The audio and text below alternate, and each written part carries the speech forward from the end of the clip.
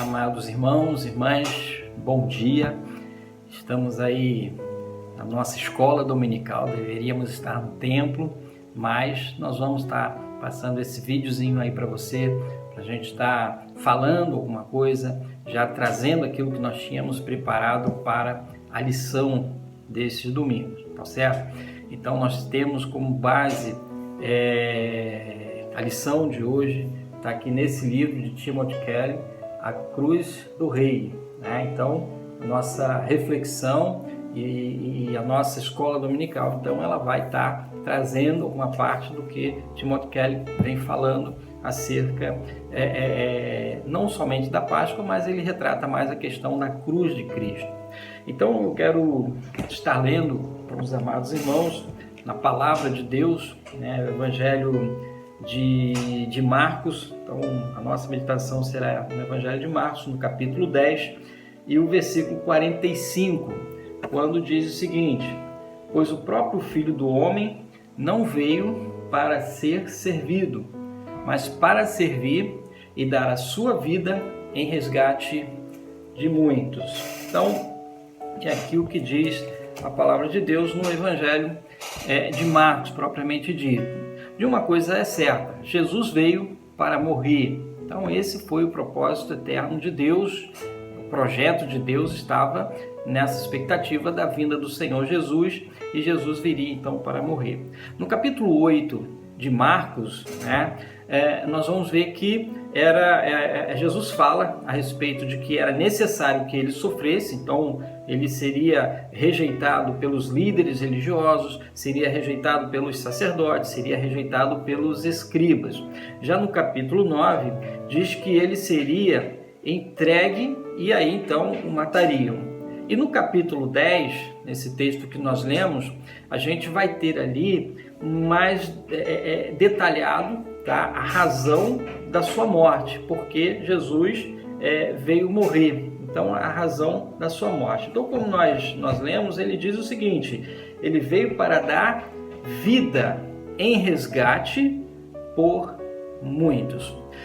Apesar dessa palavra resgate, dentro do nosso contexto, ela é pouco usada, ela é mais utilizada no caso de um sequestro, mas dentro desse contexto que Marcos expressa esse resgate, ele fala da compra da liberdade de um escravo ou um prisioneiro a fim de colocá-lo em liberdade.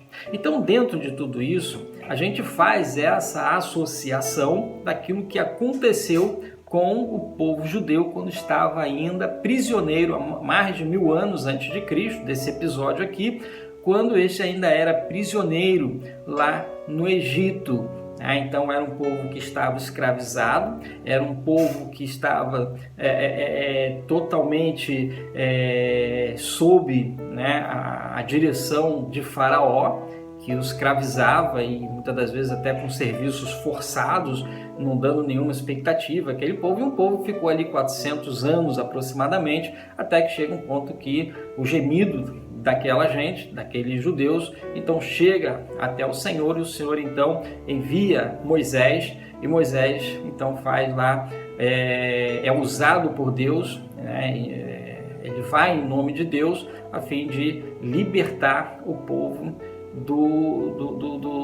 dos egípcios, Então acontecem todas aquelas pragas, que é interessante a gente entender, que pragas, epidemias, a gente fica naquela questão assim: poxa, isso é permissão de Deus ou isso é um decreto de Deus? Então, se você olhar no Antigo Testamento, você vai ver que Deus não dá uma simples permissão naquele sentido de dizer: olha, alguém vai fazer o mal, então eu vou decidir se aceito, se não aceito, se deixo ou se não deixo. Não, aquilo ali aconteceu por um decreto de Deus. Deus é quem projetou e executou de fato aquelas pragas, Então, daquela forma, o povo foi liberto daquele sofrimento, daquela escravidão.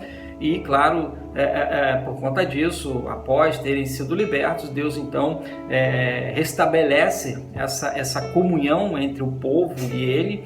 Então ali se institui a Páscoa para ser esse marco da libertação, esse marco que tiraria o povo, que libertou o povo de Israel da escravidão. né? E aí, claro, por conta disso, à medida em que o povo vai se organizando, então Deus foi estabelecendo regras para a convivência, no sentido de que essa convivência pudesse ser uma convivência onde as pessoas adorariam a Ele, né? Não somente através de rituais, mas também através de comportamentos éticos. E aconteceu que, no decorrer, né, de toda a história, o povo ele descumpre com o pacto, ele descumpre com o seu compromisso de adoração a Deus, ele entristece o coração de Deus, ele desagrada a Deus ao longo da história, e aí, claro, o povo então cai novamente, né,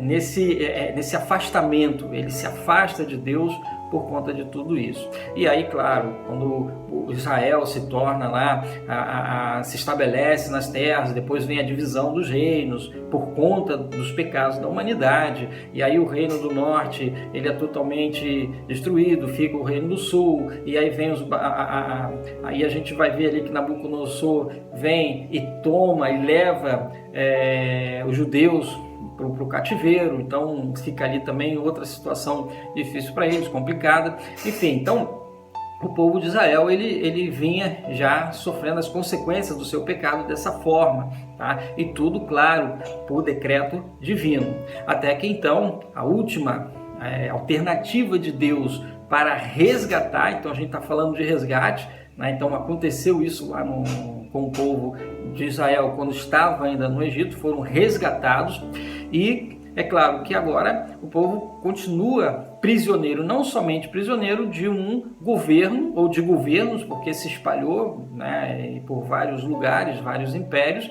e ele não se torna escravo apenas de governo, mas ele se torna escravo de toda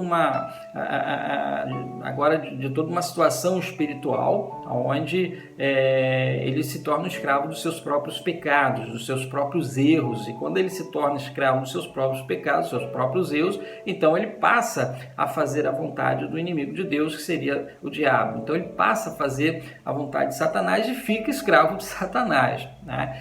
E claro que isso traz uma certa opressão espiritual para a vida da gente.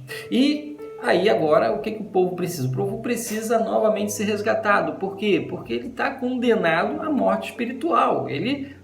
A população, as pessoas se tornaram escravas do pecado, né? E o salário do pecado, o que é? É a morte. Então, como forma de resgatar esse povo, né, de trazer esse povo para o reino, para o seu reino, então é onde vem a pessoa do Senhor Jesus. Agora, o porquê o sacrifício, o porquê, como cita, né? Se você olhar aqui nos 3 capítulos, nesses 3 capítulos de Marcos, ele fala da morte. E nos 2, no capítulo 8 e capítulo 9, ele também fala da ressurreição. Mas os 3 capítulos aqui, seguindo essa ordem, 8, 9 e 10, ele fala, Jesus anuncia abertamente, claramente, que ele iria morrer, né? E aqui no capítulo 10 ele fala que a sua morte é em razão do resgate. Então ele explica a razão da sua morte. Ele viria resgatar esse povo, assim como Deus resgatou o povo de Israel quando estava como prisioneiro lá no Egito, e agora então aparece a pessoa do Senhor Jesus exatamente no período da Páscoa, quando ele vai ser preso, né? E depois ele